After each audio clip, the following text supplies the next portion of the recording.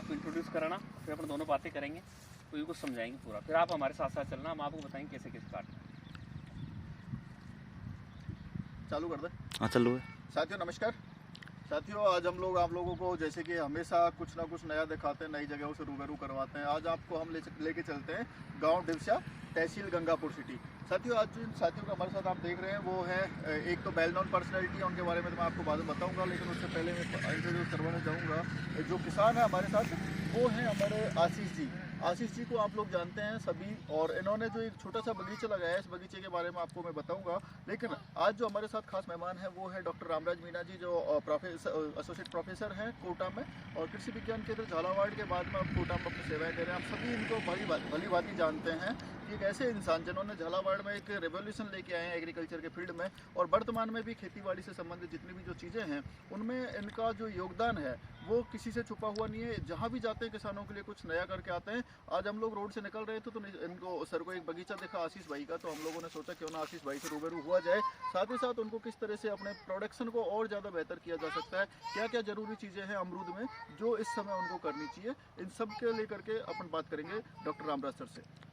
नमस्कार किसान भाइयों, और आज पिंटू जी हमारे साथ है। आज मैं मेरे निजी कार्य से यहाँ आया हूँ, और आशीष जी के लिए इन्होंने बताया कि मैंने एक अच्छा बगीचा यहाँ पे लगवाया जो सबके लिए एक प्रदर्शन का फील्ड कह सकते हैं अपन। बड़ा अच्छा लगा देख के कि मटर भी आपने इंटरक्रॉप में उगा रखे हैं आशीष जी। लेकिन हम देखते हैं कि अगर आज इनके यहाँ आने का उद्देश्य हमारा पूरा हो जाए, वो तब होगा जब हम इनको कुछ दे के जाएँ। देने का तात्पर्य है कि जो बगीचा है उसको कैसे मेंटेन करना है वो हम थोड़ा डेमो दिखाएंगे इनको। और चूँकि दोनों ही हम उद्यानिकी से हैं, उद्यानिकी की बात करते हैं, और उद्यानिकी से ही किसानों की आय बढ़ सकती है। उसके अलावा आप बगल में देखते हो चना, गेहूँ, सरसों जरूरी है वो भी, क्योंकि हम इंटीग्रेटेड फार्मिंग सिस्टम जो करते हैं, समन्वित प्रणाली जब हम करते हैं तो सारी फसलें चाहिए। लेकिन एक ब्लॉक आपकी पूरी जमीन का 20% हिस्सा ऐसा होना चाहिए जिसमें उद्यानिकी फसलें हो, और आपके पास वो चीज़ है। अमरूद भी है। कितना जमीन होगा ये? 1 बीघा। 1 बीघा जमीन है, और मटर इन्होंने बो रखे हैं। कितना बेचा आपने अब तक? 44,000 का बेच दिया। जिस हिसाब से मैं आप दिखाओ कि मटर जब लग रहा है 40-50 हज़ार के और हो जाएंगे। हम चलते रहेंगे, आपको दिखाएंगे। मटर बहुत अच्छा है, मटर में कोई दिक्कत नहीं, आसानी से इसको कर सकते हैं अपन।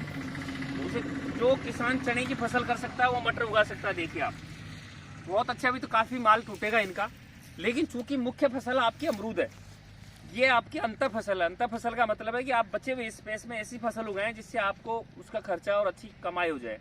तो ये एक तरह से खर्चा नहीं निकल रहा है, ये कमाई हो रही है। आपको ऐसा लगता है मुझे? हाँ। अगर इसमें आप चना बोते तो क्या कमा लेते? बहुत मुश्किल है कि इतना पहुँच पाते।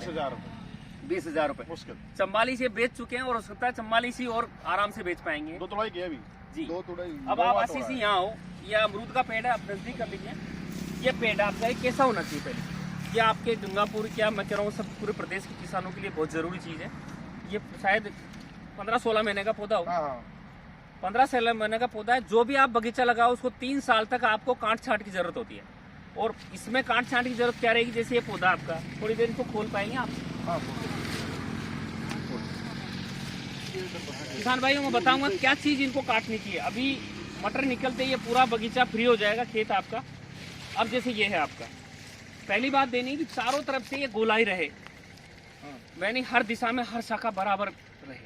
अगर मैं यहाँ देखूँ तो आपको लगेगा कि ये शाखा बड़ी है कि नहीं?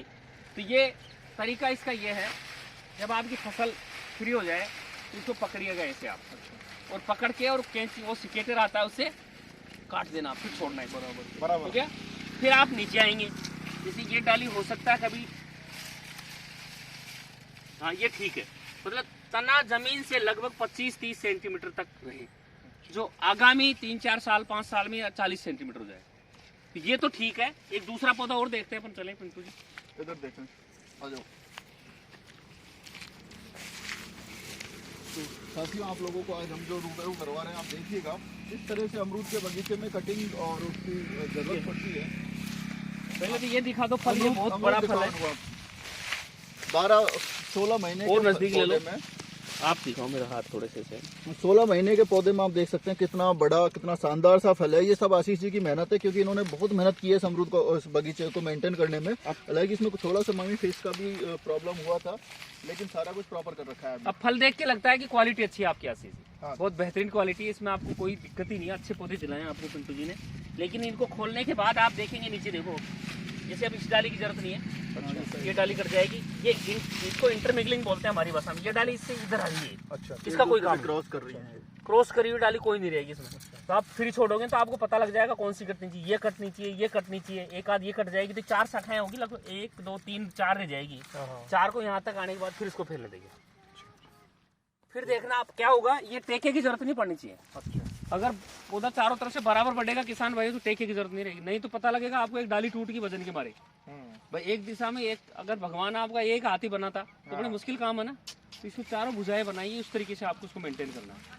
तो दूरी लगभग आपकी 15 फीट रखी है आपने। 15 फीट। वैसे इसमें 16 से 20 फीट तक दूरी रख सकते हैं अपन, पर 15 फीट में आपको थोड़ा कटिंग प्रूनिंग का ध्यान रखना पड़ेगा।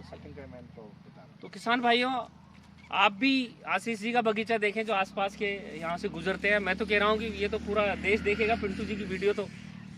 तो सभी को जो गुजरते हैं तो कहीं अपने अपने क्षेत्र से गुजरो, उद्यानिकी की ओर आपको ध्यान देना है। हमारा उद्देश्य यही है कि उद्यानिकी से ही किसान को सर्वाइवल मिल सकता है। अदरवाइज तो दूसरी फसलों में काफ़ी तकलीफ है, खर्चा बहुत होता है। उद्यानिकी फसल की एक और ब्यूटी मैं बताता हूँ, जब ये बगीचा विकसित हो जाएगा तो इसमें ट्रैक्टर की जरूरत नहीं पड़ेगी आपको। यानी ट्रैक्टर का डीजल का खर्चा 0, हकाई का खर्चा 0, सिर्फ गुड़ाई करनी है। और गुड़ाई भी कितने क्षेत्र में करनी है, लगभग 10 से 15% क्षेत्र में ही गुड़ाई होगी आपको। तो उतना जो क्षेत्र है जिसमें आप डीजल और लगा रहे थे मेहनत, वो आपकी 0 हो जाएगी। इसका मतलब ये खर्चे को कम करता है आने वाले समय में। शुरुआती दौर में भले पौधे का पैसा लगता है, 50-60 रुपए का पौधा आया होगा आपको, तो ये ज्यादा नहीं है। एक पौधा आपको लगभग देगा 1000, 1500, 2000 तक की इनकम आने वाले टाइम में। और कितने पौधे हैं इसमें पूरे में? इसमें 120 पौधे हैं। 120 पौधे आप अंदर कम से कम 1,20,000 तो मिलेंगे, तो दावा है मेरा। उसके अलावा आप चाहो तो इससे 2.5 लाख भी कमा सकते हो, वो आपकी मेहनत के ऊपर डिपेंड है। बिल्कुल। तो सभी किसान भाई इस ओर ध्यान दें, आपका भला है। आपके बच्चे अच्छा पैसा कमाएंगे तो बच्चे एजुकेशन भी पाएंगे, शिक्षा भी जरूरी है। हम नहीं कहते कि किसान का बेटा अशिक्षित रहे, आज तो शिक्षित लोग ही खेती कर रहे हैं भाई। तो यही संदेश हम आशीष जी के माध्यम से आप लोगों को देना चाहते हैं कि पैसा भी कमाओ, बच्चों को पढ़ाओ। भले पढ़ने के बाद चाहे खेती करे चाहे नौकरी करे, वो ही सुनिए, पर शिक्षित होना चाहिए वो। आशीष जी धन्यवाद सर, आपने इतना बढ़िया तरीके से समझाया। मैं अब आशीष भाई से निवेदन करना चाहूँगा, आप क्या बताना चाहेंगे, किस तरह से लोगों को यहाँ पे विकसित किया जा सकता है, खेतीबाड़ी में क्या कुछ नया किया जा सकता है? आपको कैसा लग रहा है? आप जब उद्यानिकी की बात करते हैं, मटर आपने लगाया है, अमरूद आपने लगाया है, आगे का जो आपका प्लानिंग है वो पपीता को लेकर के आप प्लानिंग करें, तो आपका क्या एक मैसेज है, किस तरह से लोगों को अपनी इनकम बढ़ा सकते हैं? आशीष जी। सबसे पहले तो मैं बताना चाहता हूँ, जैसे सरसों करेंगे अपने, सरसों करेंगे, अच्छी सरसों 5 कुंटल 6 कुंटल बैठती है, लग लास्ट है तो। अच्छा। और उसको आप 7 से गुणा करोगे, 7 पंजो 35,000 होगी। 35,000 में सीधा आप 6,000 ट्रैक्टर निकाल दो, सीधा 6,000 रुपये, 6,000 मजदूरों को निकाल दो, 12,000 कम कर दो उसमें। और बीज वगैरह करके 20,000 रुपये का लगभग एक बीघा में अपन को पानी खाद भी मुश्किल से है एक बीज, मुश्किल से। हाँ, मैंने ये बगीचा लगाया था 14 अगस्त 2020 को। उसके बाद मैंने नवंबर से मटर बोई थी पिछले साल। तो क्या है, मुझे नॉलेज नहीं था मटर का, बीज भी कम डाला, पानी जल्दी दे दिया। पिंटू भाई से पूछा भी उस टाइम मैंने, तो पिछली बार मेरी 35,000 रुपये मटर हुई थी इसमें। उसके बाद मैंने टिंडा बो दी बरसातों में, 25,000 रुपये टिंडा बेचे थे। तो 35 और 25 60,000। उसके बाद मैंने अब तक अमरूद प्लस मटर 60,000 रुपये बेच चुका हूँ मैं। 15,000 का अमरूद। बेहतरीन। और करीबन मान लो ज़्यादा नहीं तो 25,000 रुपये की मटर अभी 2 तड़ाई हुई है, 2 तड़ाई और होनी है। मटर बहुत अच्छी है और क्वालिटी बहुत, सबसे बड़ी बात है अच्छी क्वालिटी। वो बीज वो चाहे भले महंगा 500 रुपये किलो हुआ, वैसे बाजार में 130 रुपये किलो मटर मिलती है बीज के लिए। मैंने 350 रुपये किलो की मटर है ये, जयपुर से मंगाई, श्रीराम की मंगाओ, जिसको लोग लाइन लग के लेते हैं। मान लो आप, मैं बीज गुणवत्ता वाला होना चाहिए, ये तो हम कहते हैं। फिर 4 लेबर काम करते हैं तोड़ने के लिए, 1.5 कुंटल मटर तोड़ते हैं। मैं 3:30 बजे आके बैठता हूँ, खुद बेचता हूँ मैं, और 1.5 घंटे के अंदर खत्म। Very good. 6,000, 6,500, 7,000 रुपये 1.5 घंटे के अंदर फिर अपने घर। अब मेरा अगला विचार ये है, मैंने एक तो मंगाया है उसका ताइवान का 1,786, और एक मंगाया मैं नन्ना पूसा, एक ग्रीन बेरी, 3 ब्रांड मंगाए मैंने। अब मैंने घर नर्सरी तैयार कर रखी है, होगा नहीं कैरेटों में, वो मेरा इनमें बीच में लगाने का विचार है। बिल्कुल लग जाएगा इसमें। एक लाइन और एक कुछ भी बोए आप, हाँ, सब उगा सकते हो। और नीचे मेरे को एक बीघा तैयार किया, उसमें मैंने थाई एप्पल है और कश्मीरी एप्पल के 100 पेड़ लगाने का विचार है आगे जुलाई के महीने में। तो किसान भाई सबसे ज़्यादा अपना माड़ क्षेत्र में क्या है कि पौधा करना बहुत कठिन माना जाता है। भाई हमारी मिट्टी क्या है, बहुत नीचे बहुत खराब मिट्टी है। सबसे पहले काफी है। हाँ, सबसे पहले आप 4x4 का जेसीबी गड्ढा खुदा दीजिए। हालांकि कृषि विभाग 2x2 कर ले, मैं 4x4 का बोल रहा हूँ। उससे क्या है, नीचे क्या है मिट्टी बालू में, हमारे क्या पांडु मिट्टी है। ये आशीष टेक्निकल चीज बोल रहे हैं, उसको हम हमारी भाषा में बताते हैं कि जहाँ जमीन के अंदर समस्या है, मान लीजिए मलडा है या कठोर परत है या ऐसी परत आकी जिसका बिल्कुल ही न्यूट्रिशन लेवल डाउन है, जिसमें पौधे नहीं चलते, उस केस में आप गड्ढे की सलाह दे रहे हैं कि 4x4 का खोदो आप। तो जबकि विभाग हमारी ओर से 3x3 का गड्ढा रिकमेंडेशन है, पर जहाँ समस्याग्रस्त जमीन है वहाँ कितना भी गड्ढा खोदोगे तो आपको ही फायदा हो, क्योंकि बाद में 4 से 5 साल बाद में इसकी जड़ें जब बाहर जाएगी 3 फीट से दूर, तब उसको ऐसा नहीं हो कि उससे सामना करना पड़े उस खराब जमीन से। इसलिए जरूरी इनकी सलाह और अनुभव है अपना। हमारे यहाँ ऐसी मिट्टी है कि मान लो आप 4x4 में पानी निकल जाएगा बिल्कुल कड़ा, अगर उसको चिड़िया पी लिया, जहाँ पक्षी है हाथों खत्म हो जाएगा। इतनी खतरनाक मिट्टी 2 फुट नीचे। इसका मतलब आप कुंडों का पानी इसीलिए एकत्रित करते हो ताकि अच्छा पानी है। हाँ, कुंडों का पानी क्या नाम, ट्यूबवेल के बोर के पानी से लाख गुना अच्छा होता है, बरसात का होता है, इसलिए पौधे देख लो आप। चलो और सबसे बड़ी बात यह है कि मैं एक केमिकल कीटनाशक दवाई यूज नहीं करता हूँ। आप तो ये बताओ, जैसे अभी जनरली जो होता है, जैसे किसान भाई आपको मिलेंगे, आप तो लग रहे हो खेत में, जबकि हम गांव में जाते हैं तो कोई चाय की दुकान पे मिलता है, कोई काम मिलता है, और जब हम जाते तो ये और कहते हैं यार ये तो विभाग के आदमी का क्या काम है। नहीं, आज हम निजी तौर पे आके भी ये सोच रहे हैं यार किसान के साथ बात होगी ना, सबसे क्या कहोगे आप? नहीं, बिल्कुल ये बात आप अच्छे बोल रहे हो। खुद का मेरा ये था सुबह जग के दुकान ओप जाना, 150 रुपए खर्च हो जाते हैं, ठीक है। अब मेरा ये सुबह जग के बगीचे पे आता हूँ, 2 घंटे यहाँ रहता हूँ, घर जाता हूँ, खाना खाता हूँ, फिर दोबारा आ जाता हूँ शाम को। मतलब ऐसा आदमी के मान लो कि ये टाइम इतना अच्छा टाइम पास है और कमाई है। देखो किसान भाई, हम कड़वी बात बोलते हैं पिंटू जी, हम दोनों की हमारी एक आदत है, तो सत्य बोलना है, वो बोलना है। अगर किसान की बात नहीं करेगा ना तो दुर्भाग्य है उस किसान का। ये खेत पे आए तो पैसा कमा रहे हैं, एक भाई दूसरा चाय की दुकान पे अभी बैठा होगा, वो दिन भर घर वालों से पैसा ला के वहाँ खर्च करता है, बीवी परेशान, माँ बाप परेशान, खुद परेशान, और टेंशन में जीता है वो। मैं समझता हूँ कि इससे बड़ी खुशी नहीं है कि आप 2 पैसे भी कमा रहा है और अपने आप को व्यस्त रख रहा है। सबसे बड़ी समस्या इंसान की खाली बैठा शैतान का, खाली दिमाग शैतान का घर होता है। तो खाली नहीं रहने दे अपने आप को इस कृषि से जोड़े, और कृषि ही भारत का भविष्य है, रहेगा हमेशा से, क्योंकि 75% जो जनसंख्या है प्रत्यक्ष परोक्ष रूप से पूरी की मतलब 1/3 आपकी 75% जनसंख्या इस पे आश्रित है। उनको कहाँ लेके जाओगे आप? ये आप आशीष कह रहे हैं 4 लोगों को मैंने रोजगार दे रखा है। अरे भाई, किसान कहता है, खुद कह रहा है साहब मैं 4 लोगों को नौकरी दे रहा हूँ। नौकरी है, अगर दिन भर की उसकी मजदूरी दे रहे हैं 200-250 रुपये जो भी देते होंगे आप, जो भी यहाँ की उपलब्धता है, लेकिन वो रोजगार है। और यह उद्यानिकी आपको मैं बताना चाहूँगा डाटा कि अगर आप 1 हेक्टेयर में बगीचा लगाते हो या उद्यानिकी फसलें करते हो तो 7 से 40 लोगों को रोजगार मिलता है। 740 लोगों को आप पैसा दे के नौकरी लगाते हो, और खाद्यान्न फसलों में लगभग 140 से 150 लोगों को रोजगार दे पाते हो। कितनी अच्छी बात है। लेकिन इसके साथ साथ दूसरी चीज़ है प्रकृति की सेवा। वैसे तो पुण्य का काम था, पहले बरगद और पीपल लगाते थे गाँव में हमारे बुजुर्ग, वो तो अब बुजुर्गों की बात हम मानते नहीं है। वो ना लगाओ तो अमरूद का पौधा लगा लो, तो इन्होंने प्रकृति की सेवा भी करी है। जितना जंगल होगा जमीन पे, जंगल का तात्पर्य ये नहीं है कि फल दूसरा बबूल का पेड़ ही हो, जंगल का मतलब फलदार जंगल कह लो आप इसको, जो पैसा भी दे रहा है और आपकी प्रकृति की सेवा भी कर रहा है। तो बहुत बहुत धन्यवाद देना चाहूँगा आशीष जी आपका, आपसे हमारी बात हुई। और कुछ कहना चाह रहे हो? और एक बात और बोलना चाहता हूँ, पिंटू भाई जैसे फेसबुक पे, सोशल मीडिया पे सब क्यों डालते हैं, वही बताते हैं भाई 1 बीघा में 50-60 हज़ार रुपये आप आराम से हो सकते हो, तो लोग उसकी हंसी उड़ाते हैं। हाँ, कमेंट करते हैं गलत। जो कमेंट करने वाले वो मेरे पास आए, मैं 1 बीघा में इसमें 1 लाख का हिसाब दूंगा, 1 लाख रुपए का, बिल्कुल 1 साल के अंदर 1 लाख रुपए का हिसाब दूंगा मैं। पिंटू जी तो इसलिए कम बताते हैं, हम भी कम बताते हैं कि हमारा एवरेज डाटा चलता है। ये तो बगीचा और नहीं है अभी, मैं इसका ही दूंगा। अगर इतना ज्यादा बोल दो तो फिर तो घर ही आ जाए हमारे, भाई साहब तो हमें 1 लाख रुपए दूंगा। ये अच्छी बात है, क्योंकि हम सोशल मीडिया का माध्यम अपनाते हैं कभी कभी, वो जरूरी भी है, लेकिन हमारी कुछ अधिकारियों की सीमाएं होती है।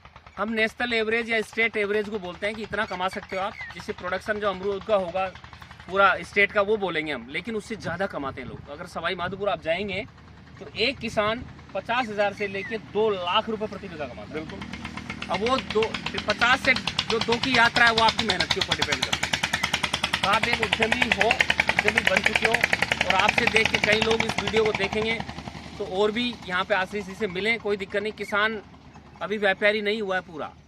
व्यापारी की दुकान पे जाके पूछना भाई धंधा कैसे करता है, तो बोलेगा भाई कुछ नहीं, बीड़ी का धंधा बचा है, जबकि वो झूठ बोलता है। और किसान एक ऐसा सच्चा होता है पूरा दिल खोल के बताता है भाई साहब मैंने ये कमाया तू भी कमा ले।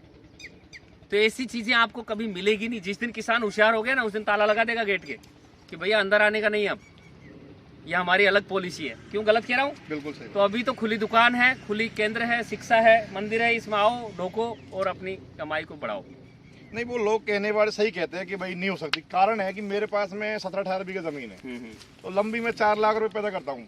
मैं खुद कहता हूँ सब में पानी है। 5 मेरे पास फार्म पॉन्ड है, 5 फार्म पॉन्ड मेरे पास में, और लंबी से लंबी 4 लाख रुपए की, इसमें से आप 1.5 लाख तो वो असंभव करते हैं यार, ऐसा हो सकता है क्या? कल मेरे पास एक सेमिनार में किसान था, बोला 50 बीघा से जितना कमा रहा हूँ उसमें 10 बीघा से कमा रहा हूँ। अब क्या है, इस रोड जो भी जाता है गांव के आसपास सब क्षेत्र में, मतलब इसको देख के बहुत खुश होते हैं। ये बोलते हैं अगर यार तू 50 लाख रुपए का अगर मकान खड़ा करता, लोग उसे नहीं देखते, लोग उसे नहीं देखते। चलो अब हम आपको सोशल मीडिया पे और दिखाएंगे। हमारे झालावाड़ के बहुत किसान हैं जो बहुत आगे हैं। हाँ, आपको नींद नहीं आएगी उनको देखने। नहीं होना चाहिए। बड़ी बड़ी 3 स्टार होटल्स में तो वो मीटिंगें करते हैं अपने पैसे से। नहीं, मैं भी क्या है सोशल मीडिया यूट्यूब पे मैं दुनिया देखती है, फिल्म वगैरह मैं यूट्यूब पे यही देखता हूँ, बीज वगैरह हो गए, पौधा वगैरह हो गए, बस मेरा यही टाइम आप देखिए, ये मैं बिल्कुल धन्यवाद देना चाहूंगा आशीष जी को। ये बात मैं मेरी मीटिंगों में बोलता हूँ। आप किसान भाइयों से मैं मीटिंग में पूछता हूँ, अच्छा कृषि का चैनल कितने देखते हैं, तो कोई ऊंचा हाथ नहीं करता। अच्छा नाच गाने सब देखते हैं साहब, नाच गाने, अरे देखिए नाच गाने, लेकिन किसान अगर किसानी नहीं देखेगा तो ऊपर से भगवान नहीं आएगा आपको बदलने। ऐसे ही कोई अधिकारी आएगा, ऐसा ही कोई सरकारी सिस्टम आपके साथ जुड़ के कहेगा ये कर लो, आप मानो तो अच्छी बात है, नहीं मानो तो आपकी जिंदगी आपके साथ है।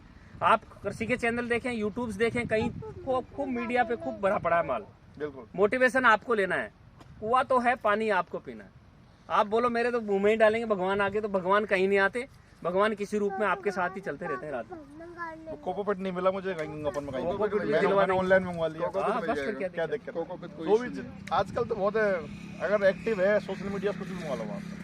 एक रामविलास मेहर जी भी है यहाँ पे, मैं बात करूँ मेहर जी का ये बाउंड गंडाल गाँव है, गंडाल। उन्होंने को लगवाया ना 30-35 बीघा का बगीचा। वो मेरे पास ही आए थे दिल्ली से, 2-3 टीम आई थे, हरप्रसाद जी वो कल परसों गाँव ही मिले। शायद होंगे तो हो सकता है, अभी बोलेंगे तो वो मिल ही जाएंगे। तो आप देखिए लोग उन्होंने कुंडों से ही कर रखा है शायद, अच्छा होता है। थैंक यू साथियों। तो ये आप लोगों के साथ में आशीष जी और हमारे गुरुजन आदरणीय डॉक्टर रामराज सर आपके साथ रूबरू हो रहे थे। तो साथियों आप लोगों को बताया कि किस तरह से आप अपनी इनकम को जनरेट कर सकते हैं, किस तरह से आप 1 बीघा से पहले इनिशियली ईयर में आप 1 लाख कमा सकते हैं। निश्चित रूप से जब ये बगीचा 2 साल का या 3 साल का होगा तो इसी खेत से 1 बीघा से 2 से 2.5 लाख रुपया पर ईयर आपको मिलेगा। और जब अमरूद और इसके पपीता भी इसके साथ आ जाएगा तो ये इनकम और भी ज़्यादा डबल हो जाएगी। साथ ही साथ आप लोगों को किसी प्रकार के ज़्यादा केमिकल्स को यूज़ करने की ज़रूरत नहीं है। जितना हो सके जैविक पे अपने बगीचे को रखिएगा, क्योंकि जैविक से क्या होगा, आपकी क्वालिटी और बहुत इंप्रूव होती है, आपकी सॉइल की हेल्थ बहुत इंप्रूव होती है। तो कोशिश करिएगा, जहाँ आपको छोटी मोटी चीज़ों की जरूरत पड़े आप आशीष भाई से संपर्क कर सकते हैं, मेरे से कर सकते हैं। और बाद में गुरु जी तो है ही जो हमेशा आप लोगों के साथ जुड़े रहते हैं। आप सभी साथियों को बहुत बहुत धन्यवाद। नमस्कार, राम राम। राम राम।